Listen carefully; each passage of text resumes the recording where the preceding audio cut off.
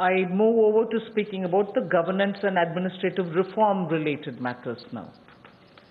There are three of them, and I go to the first one, which relates to Essential Commodities Act. The Essential Commodities Act is an act which exists from 1955. This is an act which is very important, especially when it was promulgated during those days where food shortages were common. Indian farmers were trying to produce but not adequately because of the agricultural impetus which was needed was just then beginning to be given. But however, when in 1955 it was passed, and subsequently also we had lived in days of shortages. Now what is happening is farmers are producing, there's abundance of crop. This abundance of crop sometimes also leads to issues because they would want to export.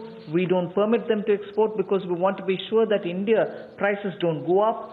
And because of the flip-flop, sometimes farmers don't get the benefit, some other times the consumers suffer. So this Essential Commodities Act requires an amendment.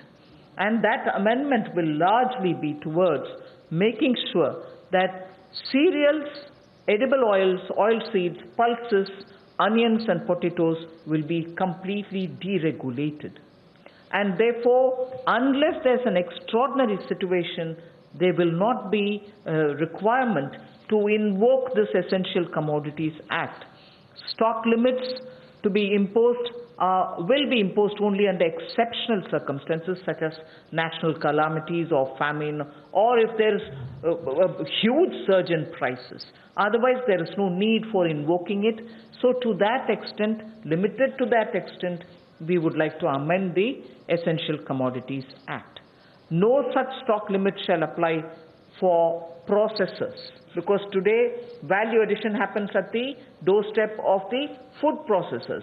Suppose he's kept stocks, and if the Essential Commodities Act comes into force, even his premises are raided and a whole lot of explanation is asked for.